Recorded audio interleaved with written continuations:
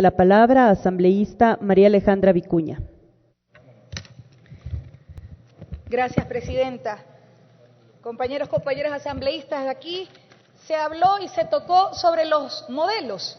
Y yo creo que efectivamente hay que reconocer y recalcar que son dos los modelos en disputa, que estuvieron, están y seguramente estarán en disputa, sobre todo en un escenario como este, en el Pleno de la Asamblea Nacional. Sin dudas, el modelo neoliberal, ese sí caduco, ese sí voraz, ese sí que planteaba la desregulación del Estado, el mercado como ente regulador y rector de todo, el capital, la supremacía del capital sobre el ser humano y efectivamente el trabajo humano como un medio de producción. Y evidentemente el modelo que está vigente, porque así lo definió en las urnas el pueblo ecuatoriano, que es el que apunta al socialismo del buen vivir, cuyas bases están establecidas en nuestra Constitución, que apunta a la rectoría del Estado, por supuesto, que apunta a recuperar lo público, que establece el ser humano sobre el capital y, por supuesto, concibe al trabajo humano no como un medio de producción, sino como el fin mismo de la producción. Y por supuesto que las respuestas en este Pleno frente a una ley, a una propuesta de ley que surge como la necesidad de establecer un mecanismo que permita amortiguar una eventual situación mucho más compleja en las empresas, en el sector empresarial e industrial, dada una coyuntura económica ciertamente difícil. Y hay que recordar que no es pues generada por una inadecuada o una irresponsable política económica, todo lo contrario.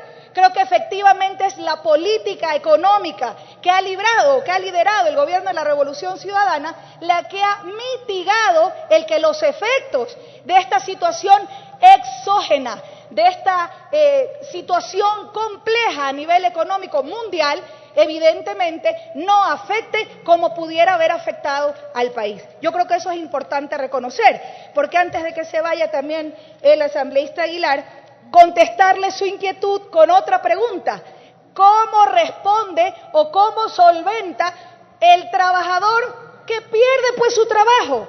Eso es lo que habría que preguntar. Y es por ello que cuando las personas toman la clase de cómo decir la verdad, en el libro 1, capítulo 1, tomo 1, línea 1, se dice que las verdades no pueden decirse a medias. Por eso, recalcar que la propuesta de reducción de la jornada laboral, dicha así, suelta de huesos, confunde, genera incertidumbre. Por eso es importante recalcarle a la ciudadanía que ésta tiene condiciones, porque se podrá dar solo bajo condiciones extremas, en donde la quiebra de determinada empresa sea algo inminente, en donde se establezca la condición que no se podrá despedir a un solo trabajador. Recordar que es un tema absolutamente temporal, solamente 6 meses y con la posibilidad de prorrogar los 6 meses más. Estas son condiciones que aparte deberán establecerse acuerdos previos entre las partes, entre los trabajadores y por supuesto que el empleador, previa autorización de la autoridad rectora en materia laboral. Entonces es importante decir la película completa, porque precisamente eso es lo que ha generado alguna confusión en la opinión pública. Otro tema que me parece importante, porque creo que este debate debe servir para eso, para generar propuestas u observaciones que permitan nutrir esta propuesta que, insisto, responde a una necesidad frente a una coyuntura económica que han generado factores exógenos y que de forma absolutamente responsable esta Asamblea tiene que dar una respuesta que si bien nace de una propuesta del Ejecutivo, es en esta cancha en la que se tienen que generar todas las observaciones para mejorarla. Respecto a la ley de pasantías, me parece importante respaldar la propuesta, por ejemplo, de que las horas de los trabajadores que están en su ámbito de trabajo vinculadas a su área de estudio puedan ser consideradas efectivamente como las prácticas preprofesionales o las pasantías que constituyen evidentemente un requisito previo a la obtención del título. Me parece que lo planteó el asambleísta Rivera y es absolutamente pertinente el dejarlo de forma claramente establecida. Por otro lado, recordemos que me parece también necesario repensar el que no sea el plazo máximo de 6 meses como se plantea en el tema de pasantías, sino también la posibilidad de que se extienda a 10 meses, porque no necesariamente en los 6 meses, de acuerdo a lo que se establezca entre el pasante y la empresa en la que va a desarrollar sus pasantías, lo podrán hacer en 6 meses, probablemente en todo un año lectivo, que generalmente está en 10 meses, de manera que creo que ampliar el plazo no afectaría, sino que todo lo contrario, mejoraría en esta propuesta respecto a la ley de pasantías. Frente al tema del contrato juvenil, creo que es necesario aclarar una aparente contradicción, ya que mientras se dice que la estabilidad es mínimo de 1 año, también se remite al artículo 19 del Código. Y este artículo obviamente contempla contratos eventuales de menos de 1 año. Por eso me parece necesario dejar absolutamente especificado en la ley que si estos contratos ocasionales son utilizados con este trabajador en el ámbito del contrato juvenil y luego no se genera la estabilidad laboral que se pretende con esta ley, obviamente el beneficio obtenido se ha revertido al Estado, porque recordemos que la propuesta plantea que el aporte patronal lo asuma el Estado a la seguridad social. Respecto a la reducción de la jornada, reducción colectiva de la jornada, que creo que es una medida, insisto, absolutamente pertinente con las condiciones y los blindajes que están planteando precisamente en el informe de la Comisión. Sin embargo, creo que es necesario, con el fin de asegurar de que precisamente las presiones por parte del sector empleador no puedan vulnerar los derechos de los trabajadores, porque no todos y no en todos los casos están debidamente organizados, me parece importante que el acuerdo sea con los sindicatos, con los comités de empresa o con los comités especiales que se creen para el efecto.